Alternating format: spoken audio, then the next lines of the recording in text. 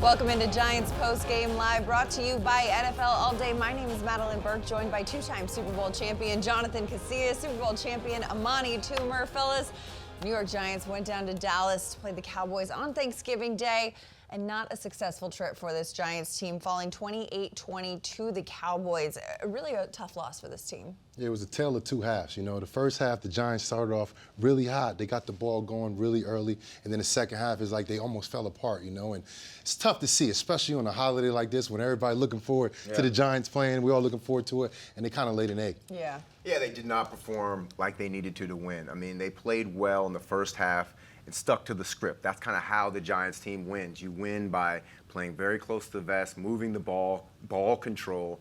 But then the second half, when the Cowboys came out and had that long drive, it really slowed down the entire momentum for the Giants. And it just was one of those games where we couldn't get it going in the second half. It seems like all our energy and momentum stopped in the first half. Well, you mentioned that long drive, too. Of course, Giants go into the locker room at halftime up 13-7.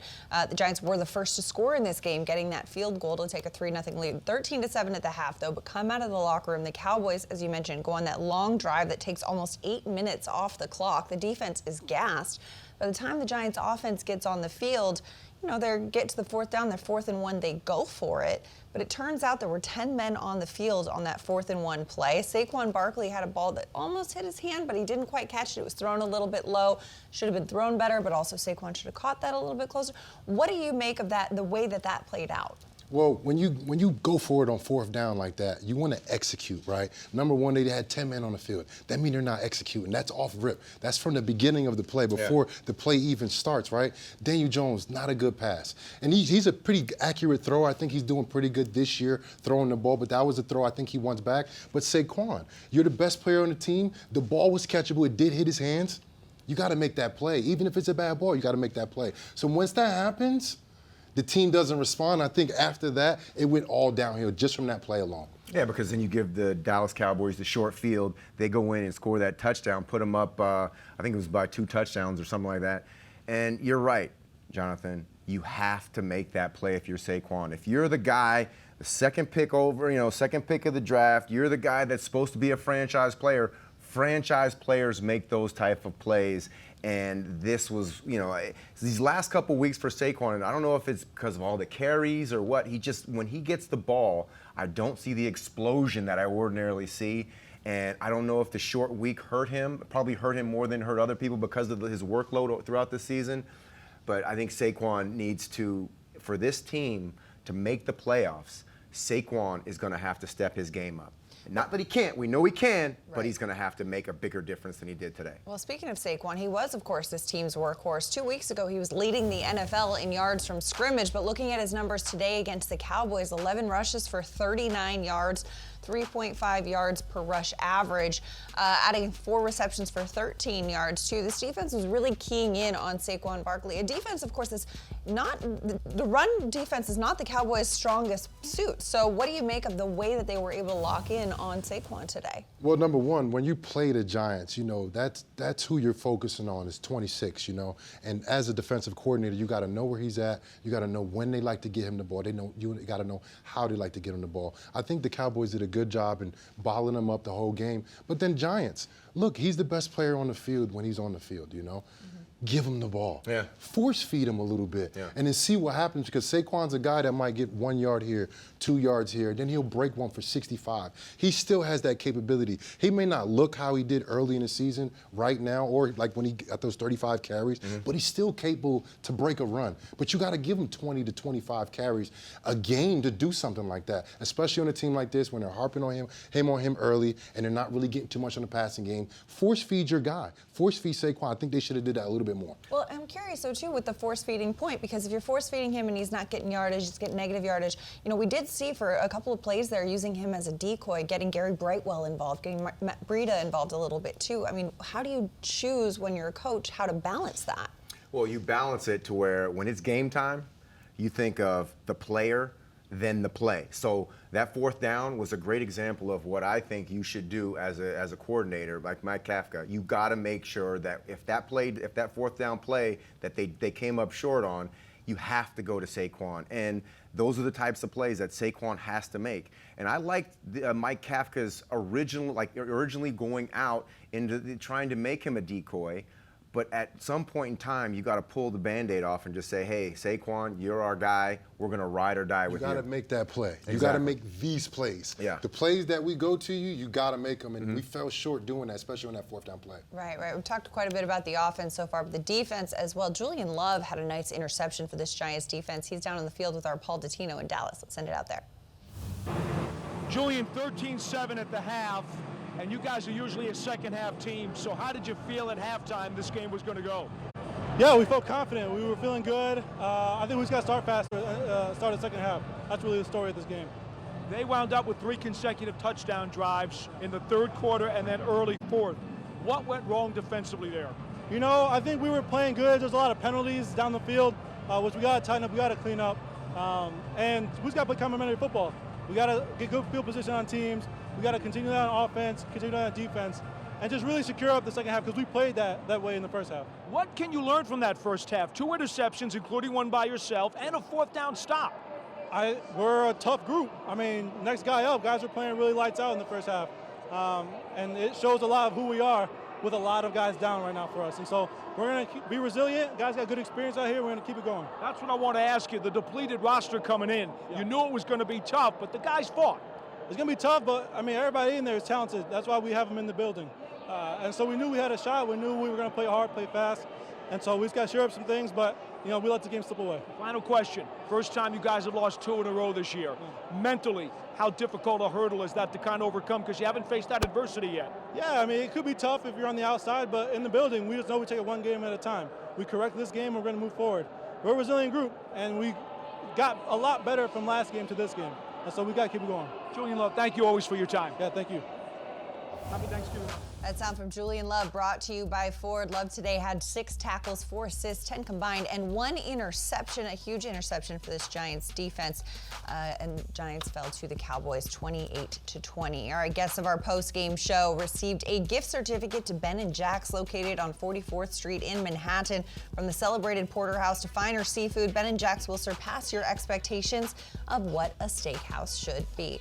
We've got plenty more to come here on Giants Post-Game Live, brought to you by NFL All Day. After the break, we're going to hear from head coach Brian Daboll. That and much more as we recap Giants Cowboys. Stay with us.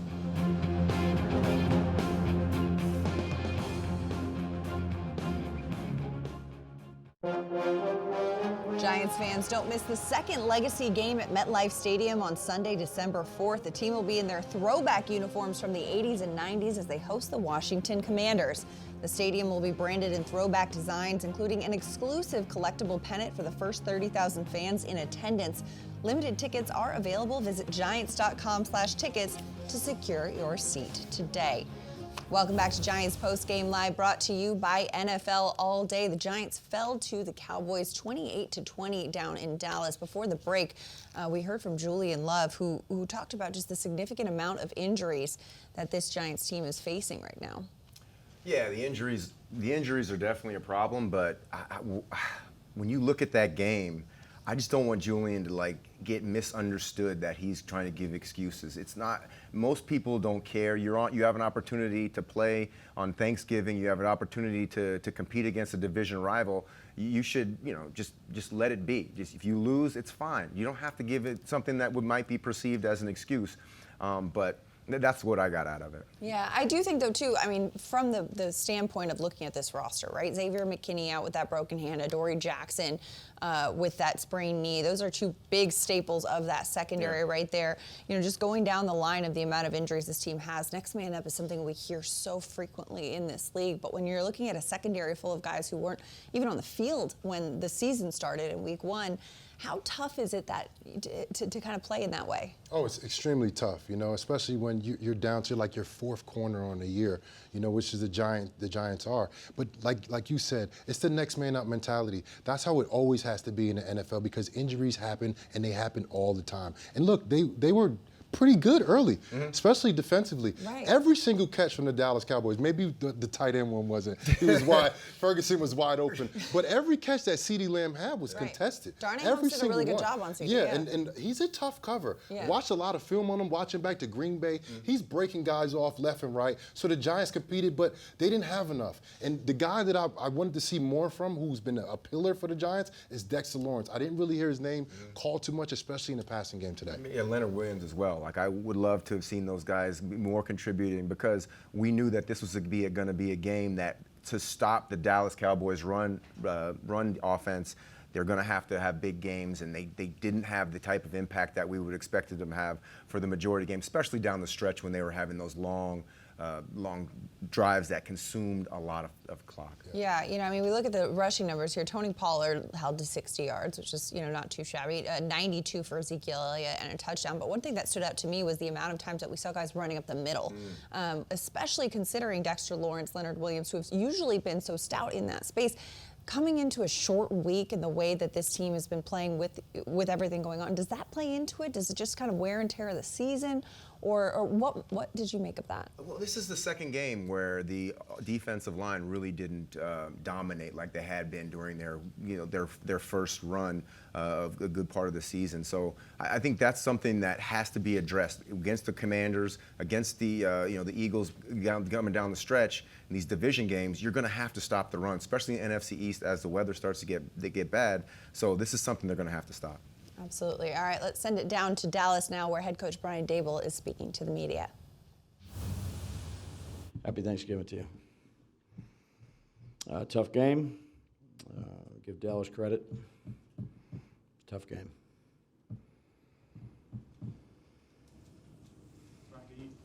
On the 4th and 1, could you just explain the decision to go for it? Yeah. What you saw there when the ball looked like a catchable ball for Saquon? Yeah, I mean, they kept the ball on the second half, went down and took a lot of clock off. Thought it was a good chance to go ahead and get the first down, but we didn't get it. Where are you at 10 guys? Yeah, can't happen. What happened? Can't happen. Why did it happen? What's that? Do you have any idea why? Yeah, I do. Just can't happen. Did you think he should have caught that, or was that a pass behind him? Yeah. Guys, we didn't convert it, so. Brian, at this point, do you see the season kind of at a crossroads here? Other No. teams? I see us getting ready to play Washington. You seem a little more upset than even some of the past losses. What about this loss is hitting you hard here? Every loss hurts. You seem a little more frustrated today, though, I think is what. Yeah, I think we missed some opportunities. We've got to do a better job. Starts with me. What did you see on the first touchdown that got negated for the ineligible downfield? You got to ask the officials. There was a couple passes where Daniel just seemed to be off today on short passes. Was there anything there that you saw? Was there any reason you saw for that? No. Brian, a few of your defensive guys are cramping in the second half.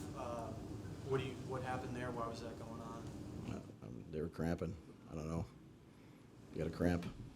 Brian said another game where you guys are in it, obviously, and yet Saquon, you just can't get him going. And why is that, and how much of a strain does that put on everything else? Yeah, we didn't get a whole lot going. I don't know what we averaged, 3.5 yards or something like that. I thought Mike had a good plan coming out the way he did, getting Daniel on the move a little bit, trying to loosen him up, but never really got anything going, not getting explosives. I mean, Gary had a couple there towards the end, but certainly got to clean that up. Was Daniel keeping it on boots and things like that really not a part of what was going on tonight? Because he didn't do it. Keeping it? Yeah, Daniel. Well, no, he had pass options, so he ended up throwing them. Yeah. No, he ran zone reads, boots. We just didn't do enough. Your secondary had a good first half. What was the difference between the first half and the second half, you think? Yeah, I mean, they made some plays. That team's got a lot of good receivers, and they made some good plays. And I think that we were trying to mix it up and double certain guys, and give them credit. They made some good plays. Our guys competed, I thought. They just made some plays. How much do you think you missed Adoree for that CeeDee Lamb matchup? Well, certainly he's a good player. Yeah, so I think you miss all your good players that aren't out there. But I thought the guys competed that were in there. You know, it was a tough game. You know, we started out. I thought it was a good first half, and we just didn't get much going in the second half. And then they had the long drive. We didn't convert on the fourth down. They ended up getting some more. So guys competed. We just didn't do enough. Ryan, how tough of a week was this for Andrew Thomas? I know he was dealing with some. Yeah, no, he wasn't feeling good. I'd say he was, fighting through it today too. So, again, give those guys a lot of credit that pushed through things, and I certainly do. Ryan, what's your confidence level that you guys can get this thing back on track? Yeah, just come back, do the same stuff we always do each week. Get ready to play a game. Take some rest. It's been a tough 12 days. Obviously, you haven't got the results that we were looking for, but I think we got to just get a little bit of rest, mental recovery, physical recovery. Come back on Monday and get ready to play another division game. They don't get any easier. Each week is tough, and we'll stick with our practice, our preparation, all the things that we need to do to try to go ahead and give us an opportunity to win a game. But again, it's ebbs and flows of a season. In the run game, yeah. Are there things you think Saquon can be doing better, or do you think the opportunities aren't there in front of him? I'd say, Pat, with the run game, everybody needs to do better. It's not always going to be clean. There's going to be some ones, some twos. We've been missing some bigger plays that usually help in the run game. We just haven't popped through there, or the blocking, the running, the design. We got to do a better job all the way around. I'd say with the run game, coaching it, executing it. I'd say we got to improve. I mean, we got a lot to improve. Obviously, that's certainly one of them. You went into the game deciding you threw a lot early. Why was that your game plan, and did you expect to then be able to kind of get the run game going after? Yeah, we try to move it a little bit for him and be productive on first downs. Change the launch point, do some stuff to their defensive line is hard to block. So some of those were almost like runs, if you will, just perimeter runs. Like the first play of Cager and sliders and things like that. And as we were going in the first half, even in the third quarter, we weren't getting a whole lot from it. We were, I'd say Mike was sticking it in there and trying to mix it in there. We just weren't getting to sit in third and long. I don't know what all our third downs were, but, we were like 3 of 11 or something on third down. And the longers, I'd say 6+ against this team is a very challenging down. Obviously, we didn't do enough. Ryan, do you think that the first half of the season took a physical toll on Saquon? Is that anything as part of this situation? No. Look, Saquon's out there running hard, trying to do everything he can do. It's just we got to do a better job collectively. When we talked to you on Tuesday, you were really uncertain as to which guys you were going to have ready to go today, who you were going to have to rule out, and I would imagine that affected the game plan a little bit. At what point did you have to just say, okay, here's where we're at, and this is how we're going to build our game plan, and if the guys aren't ready, they're just not ready to go? Yeah, I mean, we put the best game plan we could together, and there was definitely a possibility. Like I said, we were going to go all the way up until the end, but there was possibility that there was going to be guys that were missing. So I'd say those guys did a good job throughout the week of it's only a few days, and on short weeks you don't do a ton of stuff because you just don't have much time to practice it. So I just think that's the nature of it on a short week. The 3rd and 9 at the start of the fourth quarter, were you looking for a shorter completion to set up 4-down territory there? You'd have to remind me which one that was. 3rd and 9, Saquon was short. All the other routes were downfield, and I think Daniel ended up being flushed and throwing to Saquon. I would say there was a few times in there where we knew we were in 4-down territory. So, there's an element of having something short. If we need it, we'll go for it on 4th down. Try to make it instead of a 4th and 9, a 4th and 4, or 4th and 3, with the opportunity to still get it. I'd say that happened a few times, kind of towards the end of the game. Why did you choose to, when you went for that 4th down, yeah, why did you choose to go for that as opposed to punting? I thought we needed to change a little bit of momentum after the second half was going. They went down and scored. I thought Mike had a good play ready to go. We had an opportunity on it, but thought it was the right thing to do. With the guys you left home, and any of those injuries, like long-term, like particularly Shane, anybody that is more than just... The ones that were out? Yeah. I'd say, Dan, I don't probably not. I'd say probably not. All right. Okay, you guys have a great Thanksgiving. Okay. Sorry. That sound from head coach Brian Daboll, brought to you by Ford. The Giants fall to 7-4 after a loss in Dallas on Thanksgiving Day. We've got plenty more to come here on the show. We continue to break down this one, that and much more sound from players in Dallas. But first, the New York Giants official mobile app is your destination for all things New York Giants. The updated mobile app includes the best Giants highlights, news, videos, photos, and podcasts, available for free for Apple and Android phones and tablets. Stay with us. We've got much more Giants Postgame Live, brought to you by NFL All Day, after this quick break.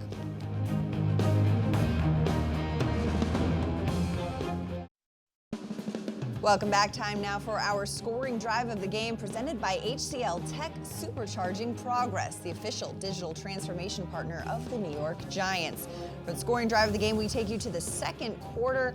9 plays, 75 yards, took 5 minutes and 27 seconds off the clock, finished with a 1-yard rushing touchdown by Saquon Barkley. Of course, the play before this, a huge 44-yard bomb from Daniel Jones to Darius Slayton to set that one up. This gave the Giants a 10-7 lead in the second quarter. That's the scoring drive of the game, brought to you by HCL Tech.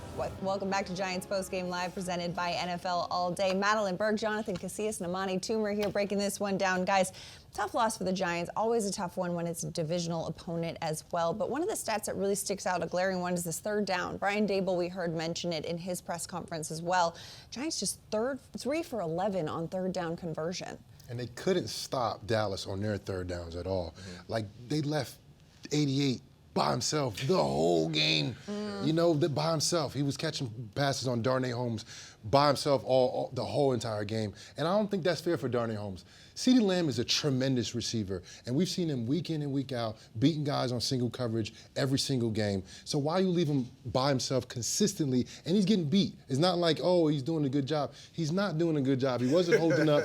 He wasn't holding up, you know, and like double him, please. Please, Wink. And I love Wink, and I love the plays that he has, but it's like maybe for this game, maybe you do a little different wrinkle on third down to give your guy a little bit more of a chance. Yeah, but the problem is they don't have that big of a pass rush as well. So, you know, the Giants are the team that has the most, we blitz the most at any team.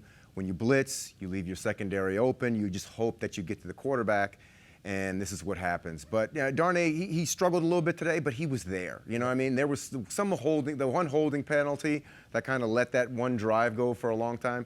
I really didn't see the hold for Darnay, but I feel like the defense really, I think they gave it all they could. Yeah, penalties also another big point of emphasis here. Giants only had 7 penalties, but it felt like a lot more, especially some of them which were pretty significant. They were mostly on third down. Like they were mostly the penalties that weren't. I mean, Cowboys had more penalties, but our penalty, the Giants' penalties were all on third down, and those kept the drive alive, which compounded on the fact that, you know, the Giants lost the time of possession battle, and that's kind of why this team wasn't, why Saquon wasn't able to get the amount of carries, and why the Giants' offense seemed to be stagnant at times. The penalty early on the Hodgins touchdown. That called the touchdown back. The Giants started off real fast, and that called it back.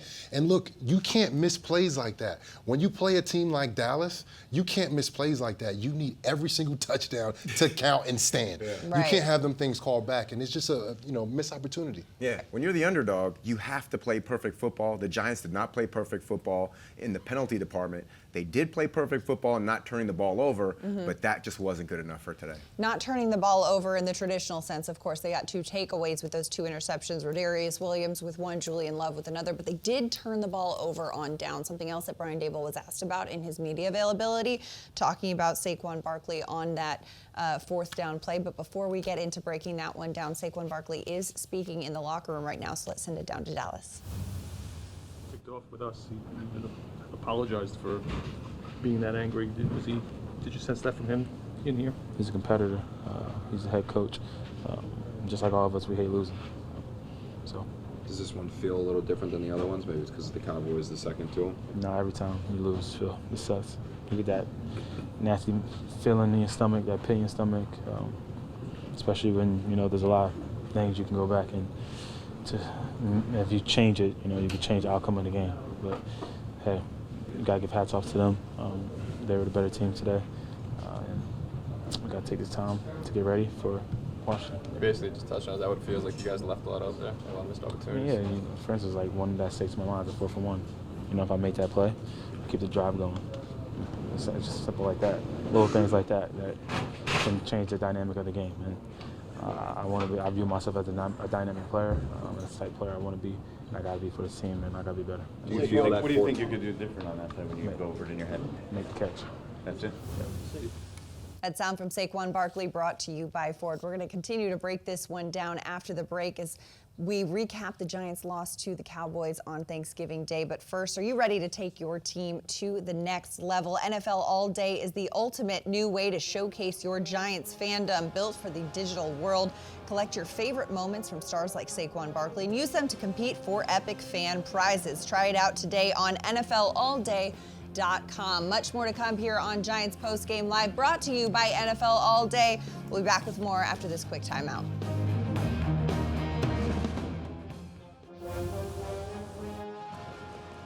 Daniel, why did the second half go so much differently than the first, in your opinion? Yeah, I think there's probably a lot of reasons. I think we weren't good enough on third down. Obviously, that was a huge part of it. We got to convert more of those. I think we were 2 for 10 on the game, so got to get better there and got to be able to convert third downs to sustain drives. So I think that was part of it. What happened on the fourth down, the 4th and 1? Just a bad throw. I got to get it out in front of them, and bad throw, can't miss that.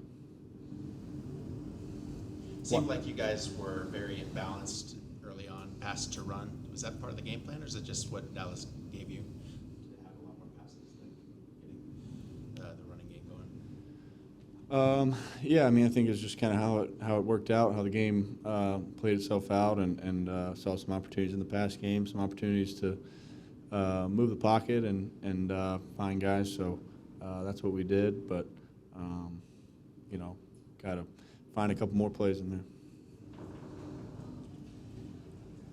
Why has the run game struggled to get going the last 2 weeks compared to how it's been rolling most of the season for you guys? I don't know. I think we got to watch the tape and see exactly what they did defensively, what their plan was going in. I think we'll have a better idea, but you got to give credit to them. They're a good front, they're a good defense, and they did a good job. How did the offensive line do today? You guys were obviously missing a lot of starters. I thought they played well. I thought the guys who stepped in did a really good job, and I thought they played hard, played really well against a good front. Did you think that was what did you think of the call in the first quarter when you hit Hodgins for the touchdown? They called a legal man downfield. Did you see that? I haven't seen it yet. I'll see it on film, but obviously a tough call for us. So, yeah, go back and look at it.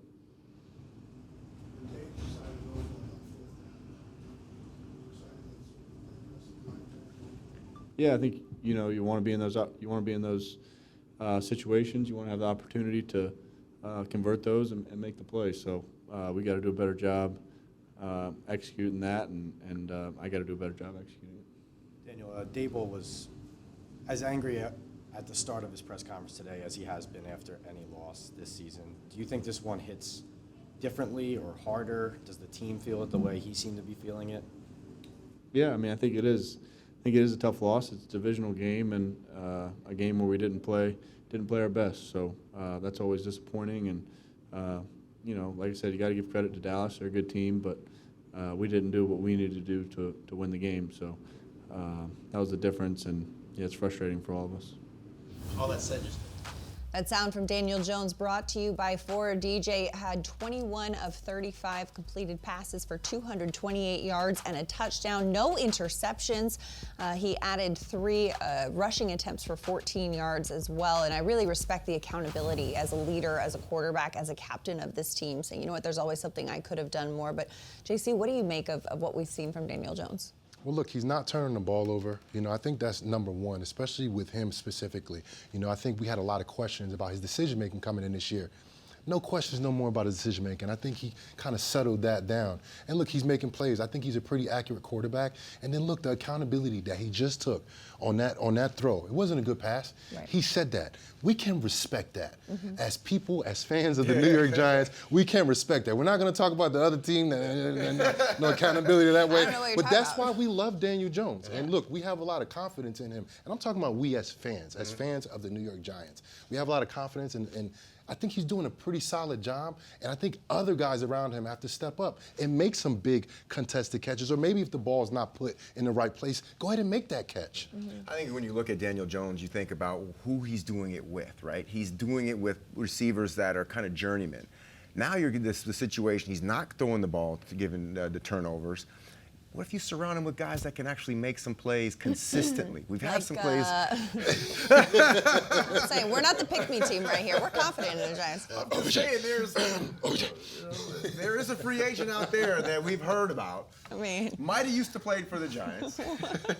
No, I think that this will be an interesting, the schedule gets pretty tough right now, getting into the meaty divisional part of the Giants schedule, so a lot of tough games. They've got, a long week ahead of them before they get back on the field. We're going to continue to break this one down, though. We're going to send it to break and head back here with more Giants Postgame Live brought to you by NFL All Day. But first, the Giants official connected TV streaming app, Giants TV, brings original video content and game highlights on demand and direct to Big Blue fans. Giants TV is free on Apple TV, Roku, Amazon Fire TV, and the Giants mobile app. Stay with us. Amani, Toomer, Jonathon, Casillas, and Madelyn Burke continue to break down Giants Cowboys after this break.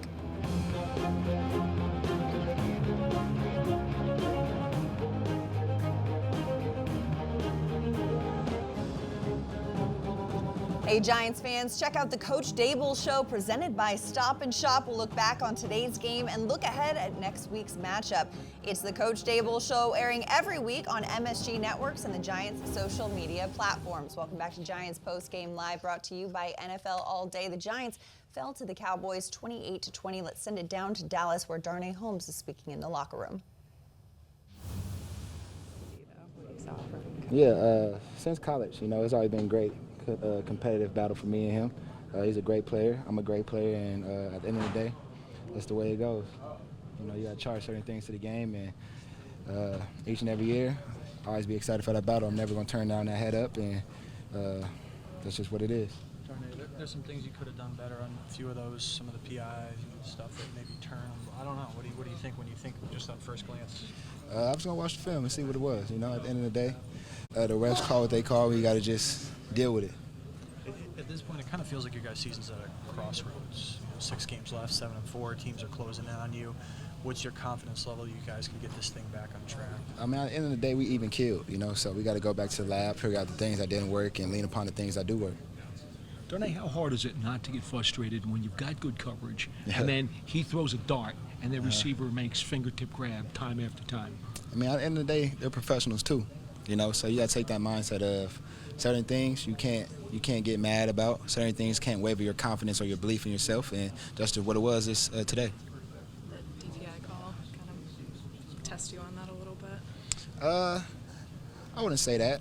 At the end of the day, I know what's right. The ref called what he called, and probably optics of things, probably what he saw, but at the end of the day, he gets paid to call calls, and that's just what it was. How tough is it, not having a Dory in a game like this? At the end of the day, it's always tough when you don't have guys who are key contributors to defense. And he was a great mentor on the sideline. He was a great help this week in prep. And at the end of the day, those who came to fulfill his shoes, I feel like they stepped up. And at the end of the day, we just came up short. You guys have had a tough stretch here, coming out of the bye. So how much do you need this little bit of extra time to regroup, settle in, get a home game? How important was that stretch here coming up to kind of mentally recharge? Yeah, I feel like the stretch started when we played Dallas. Division games are the most sought-out games, the games that weigh the most. And at the end of the day, we ready for the next opponent. We got to let this one go, 24-hour rule, go back to the lab, as I said before, and just craft upon the things that we could execute on and lean upon the things we did execute on. And at the end of the day, it's a great team across the way, and that's just what it was today. Thanks, Tony. That sound from Giants corner Darnay Holmes, brought to you by Ford. Holmes had 2 tackles today, 2 passes deflected. A tough assignment for Darnay on CeeDee Lamb most of this game, but you know what? I do respect that he didn't allow a lot of yak. You know, he was there. And I think, you know, one thing that really stands out to me is watching him in his media availabilities. JC, you were kind of highlighting how much you like the way he answers these questions. Yeah, it's like the sense of accountability. You know, I think you see that from a lot of the guys on this Giants team, and you see that. So I think there's room for improvement there when you have that sense of accountability. Yeah, Dory Jackson's not there. Yeah, we're missing him big time. But we got to do it. The guys that's here have to play. And that's what he did. He competed. No help for him on 3rd down, which I don't think was a great decision for the Giants to do, but he competed every play. Not too much yards after catch. CeeDee Lamb's good, right? He said he's good too, and he showed that. I like that. He showed that. I like when he said that because he's just like, yeah, he's great, but I'm great too. Yes. And that's a classic corner. Like, corners aren't based in reality. They can get beat 5 times, and they still have to have that swagger because they're constantly getting beat. I like the thing about Darnay, he made CeeDee Lamb make some of those one-handed catches because he was right there in his hip pocket. So it's not like he was, you know, the CD was just running and free up in the secondary. Darnay was there. He didn't make the play. Maybe, you know, as he gets older and he gets a little more experience, maybe he'll be closer on him and be able to play the ball a little bit better. But you can work with that attitude. He didn't seem down. He didn't seem shaken at all. Right. We saw some great plays being made on defense today. It wasn't enough to get the win, but it was enough to kind of move the needle a little bit, get some momentum at times. You know, Kayvon Thibodeau was making some noise. Jalen Smith's making some noise as well. We're going to continue to break this down after the break. Stay with us here on Giants Postgame Live, brought to you by NFL All Day. We've got plenty more to come here on the program after this quick timeout.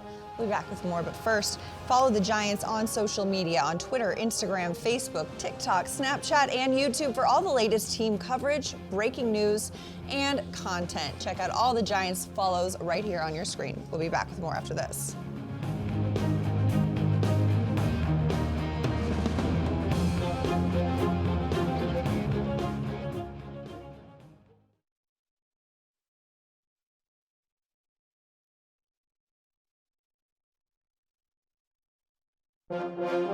Hey Giants fans, check out the Eli Manning Show presented by Panini Prism Trading Cards. All you have to do is subscribe to the Giants YouTube channel to catch all of the new episodes. It's the Eli Manning Show every Thursday on the Giants YouTube channel. Welcome back to Giants Postgame Live, brought to you by NFL All Day. The Giants went down to Dallas, fell to the Cowboys 28-20 on Thanksgiving Day. Let's send it down to the locker room where Jihad Ward is addressing the media.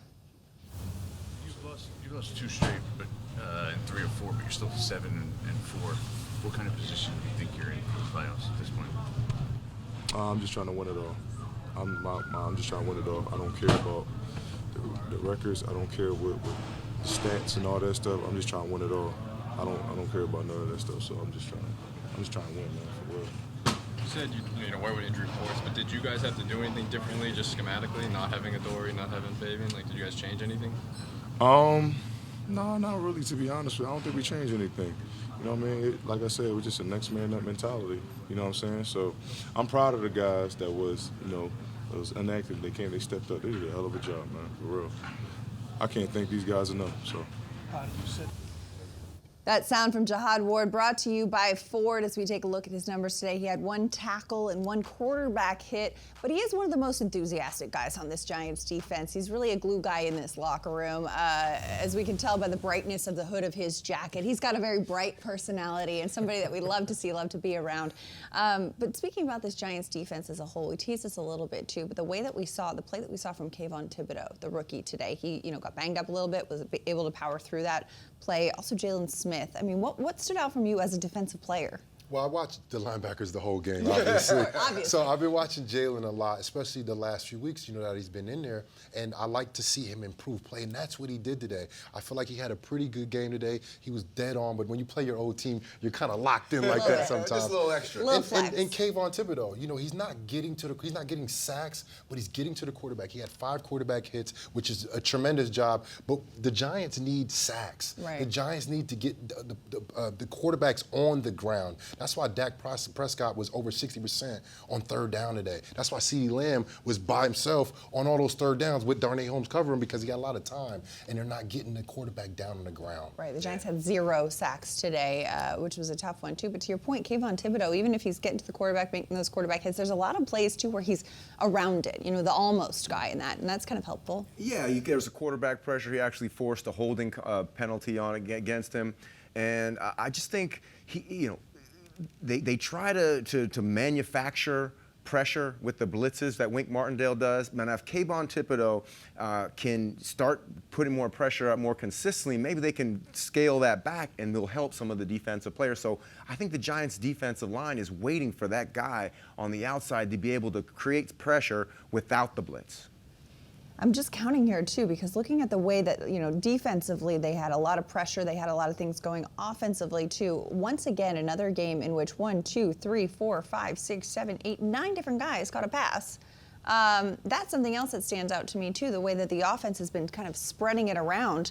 Earlier in the season, it seemed like they were playing a little bit more complementary football, but this has been a tough one. They're getting the ball to different players. I think Daniel Jones is doing a good job at mixing it up. Kafka's doing a good job at mixing the play call up. But you have no guy that's threatening you, no guy that scares you down the field. As a defender, you always look at the roster and be like, okay, who scares me?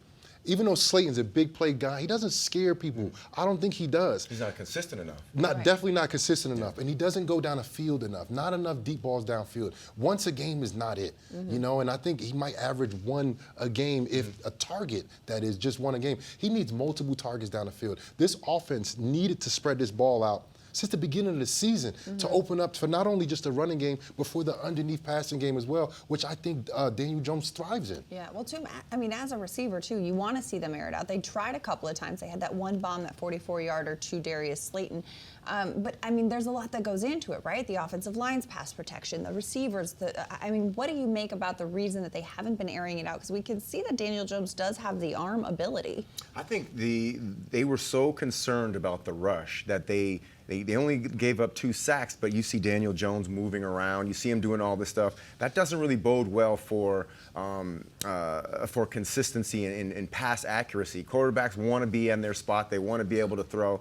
But you got to look at it also as what player are you going to throw the ball to in a situation where the game's on the line, besides Saquon Barkley. Right. So that's something that needs to be addressed this offseason, or somehow somebody got to step up for the rest of this season for this team to be legitimate, because Saquon Barkley can't be the leading receiver, he can't be the leading rusher, he can't be everything if you want him to last for a long time in this league. So when I look at this receiving core, I just see an opportunity for a guy like Slayton to really stamp his name on this offense by being that consistent guy. He's close, a lot closer than he was, but he's not where he needs to be. Let me take a look, too, here at the receivers tonight against the Cowboys. The 3 leading receivers, Darius Slayton, of course, Richie James, who got a touchdown in the end of this game, and Hodgins as well. But you know what? He's been making some plays too. He's been really earning that roster spot. But we're going to continue to break this one down after the break. Giants Postgame Live, brought to you by NFL All Day, continues after this break. Giants 3rd in the division at 7-4, but we'll continue to chat about this one. Giants Postgame Live, brought to you by NFL All Day, the ultimate new way to showcase your Giants fandom.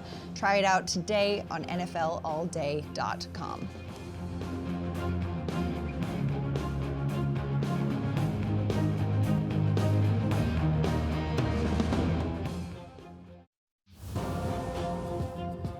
Giants are headed back to MetLife Stadium for a Week 13 matchup with the Washington Commanders next week. After falling to the Cowboys this week, they've got a long week right here, Sunday, December 4th at 1 p.m., another divisional game. Taylor Heineke at quarterback. I know you're a big fan of what you've seen from him. Yeah, the guy plays good football, like he's the only winning quarterback for the Commanders or the Washington football team or the Redskins or whatever team you want to name.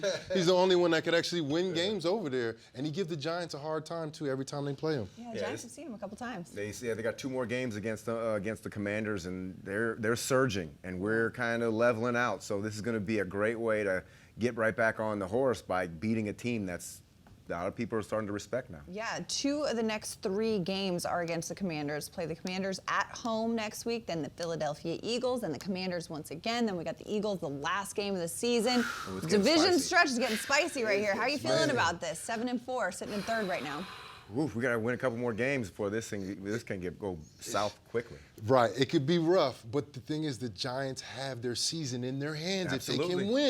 If they can win these games, they can get in there. It's not over, but our show is. Thanks for hanging out with us today. Amani, Toomer, Jonathon, Casillas, Madelyn Burke here on Giants Postgame Live, brought to you by NFL All Day. Happy Thanksgiving. We'll see you next week.